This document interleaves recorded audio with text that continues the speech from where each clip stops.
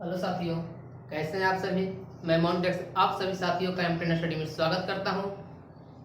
तो आज हम लोग पढ़ेंगे फिजिक्स में द्रव्यमान और भार। द्रव्यमान क्या है, भार क्या है, द्रव्यमान और भार में अंतर देखेंगे। चलिए हम लोग शुरू करते हैं। द्रव्यमान और भार। देखिए द्रव्यमान क्या होगा और भार क्या होगा। तो पहले देखते हम लोग है द्रव्यमान। हम लोग देखते हैं द्रव्यमान, मास। ठीक है, द्रव्यमान क्या है, तो किसी भी मान लिया कि कोई वस्तु है, उसमें पदार्थ की जितनी मात्रा उपस्थित है, पदार्थ की जितनी मात्रा उपस्थित है उसे ही क्या कहा जाता है, उसे ही द्रव्यमान कहते हैं। तो किसी वस्तु में उपस्थित, किसी वस्तु में उपस्थित पदार्थ की मात्रा को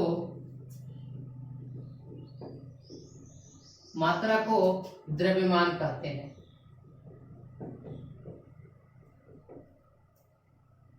ठीक है, मास कहते हैं किसे है, तो किसी वस्तु में उपस्थित पदार्थ की मात्रा को द्रव्यमान कहते हैं। ठीक है, मान लिया कोई वस्तु है, जितनी मात्रा इसमें उपस्थित है उसे क्या कहा गया, द्रव्यमान कहा गया। और द्रव्यमान का जो मात्रक होता है वो मात्रक होता है किलोग्राम, केजी। मात्रक क्या होता है द्रव्यमान का, किलोग्राम होता है। ठीक है दोस्तों, और इसका जो आपको जो है क्या है, यह एक सदिश राशि, अदिश राशि है। क्या है यह एक अदिश राशि है। अदिश मतलब जिसमें दिशा नहीं हो, स्केलर क्वांटिटीज है। स्केलर क्यों है, क्योंकि क्या है, मान लिया कि 5 केजी लिखा हुआ है तो ये आपको क्या है, एक द्रव्यमान है। लेकिन क्या इसमें कोई दिशा भी इंडिकेट कर रहा है, नहीं कर रहा है, कोई दिशा इंडिकेट नहीं कर रहा है। इसलिए क्या होगा, यह एक स्केलर क्वांटिटी होती है, यह एक अदिश राशि होती है। अब बात आती है कि द्रव्यमान क्या है। अगर कहीं पर भी पृथ्वी की किसी सतह पर चल जाइएगा आप, या अंतरिक्ष में भी जाइए, कहीं पर जाएंगे आप, तो द्रव्यमान क्या होता है, अपरिवर्तित होता है। तो द्रव्यमान ऐसे लिखिए, साथ में आप लिखते चलिएगा, नोट डाउन कर चलिएगा। पृथ्वी की किसी स्थान पर जाने पर द्रव्यमान अपरिवर्तित रहता है। द्रव्यमान क्या रहता है, अपरिवर्तित रहता है। तो हम लोगों ने देखा पृथ्वी किसी स्थान पर चले जाएंगे हम लोग, द्रव्यमान क्या रहेगा, अपरिवर्तित रहेगा। या मान लीजिए अंतरिक्ष में ही जाएंगे तो द्रव्यमान क्या रहेगा, अपरिवर्तित रहेगा। जैसे पूछा जाएगा कि आप 5 केजी की वस्तु को अगर चंद्रमा पर ले जा रहा है तो उसका द्रव्यमान क्या होगा, तो द्रव्यमान क्या होगा, 5 ही केजी रहेगा।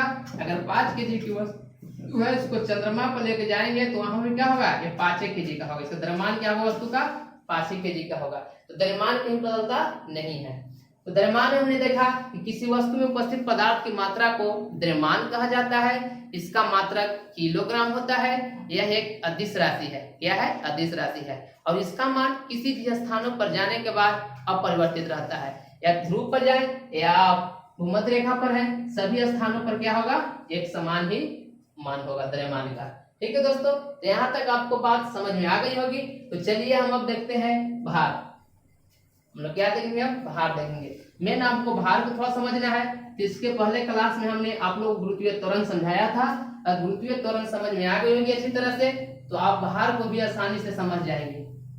चलिए देखिए भार क्या है, वेट क्या है। भार क्या है और वेट क्या है से चलिए हम लोग अब शुरू करते हैं भार वेट।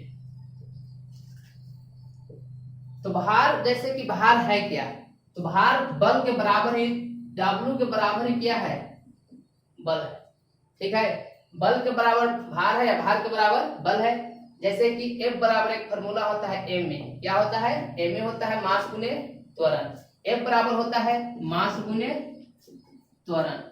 ठीक है, M गुने A है। उसी प्रकार से W बराबर जो फॉर्मूला होगा वो M A की जगह G होगा। क्या होगा, भार बराबर mg होगा। ठीक है, तो G का मान पर निर्भर करता है भार, G के मान पर निर्भर करता है भार।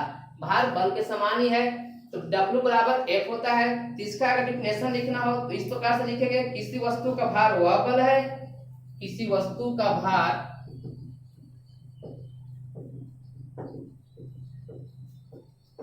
वह बल है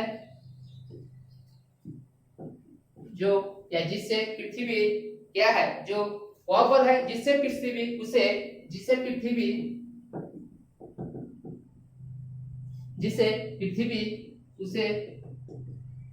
अपनी केंद्र की ओर खींचती है।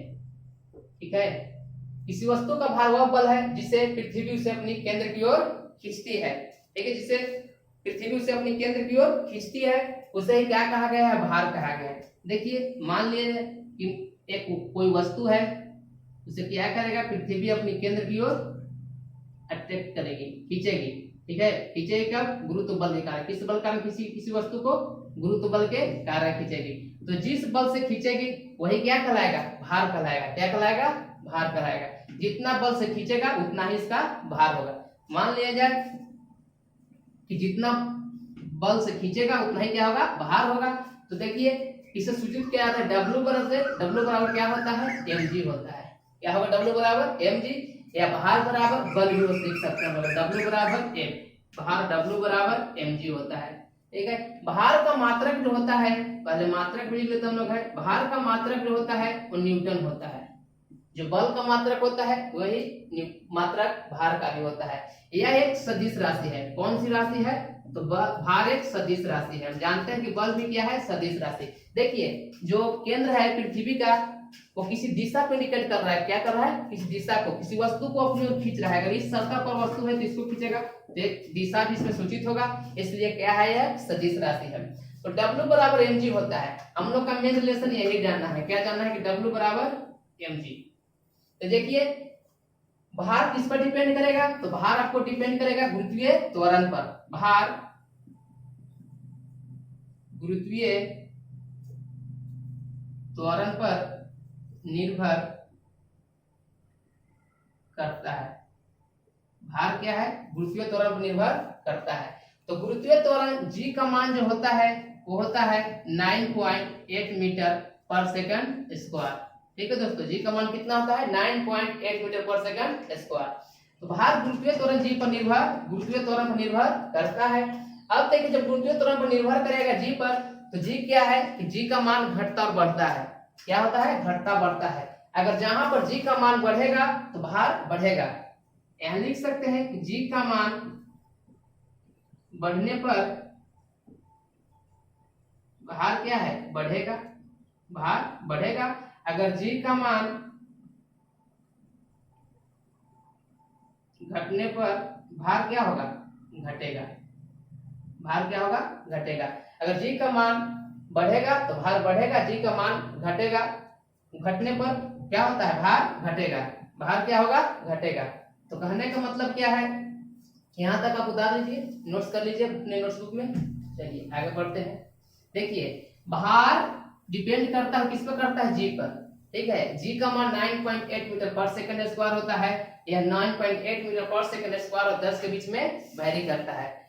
तो क्या है, हम लोग देखते हैं कि भार जो है, तो शून्य भार कहां पर होगा, शून्य भार कहां पर होगा, तो पृथ्वी के केंद्र पर जी का मान क्या होता है, शून्य होता है। पृथ्वी के केंद्र पर जी का मान शून्य होता है, तो पृथ्वी के केंद्र पर भार क्या होगा, शून्य होगा। लिखेंगे पृथ्वी के केंद्र पर भार शून्य होता है, शून्य होता है। पृथ्वी केंद्र पर भार क्या होता है, शून्य होता है। इसलिए जब पृथ्वी केंद्र पर भार शून्य होगा तो जी का मान शून्य होगा, तो भार भी क्या होगा, शून्य होगा, क्योंकि W बराबर mg होता है। ठीक है, चलिए अगला देखते हैं। तो पृथ्वी के ध्रुव पर क्या होगा इसका मान, पृथ्वी के ध्रुव पर जी का मान क्या होता है, अधिकतम होता है। जी का मान अधिकतम होगा तो भार भी क्या होगा, वहां अधिकतम होगा।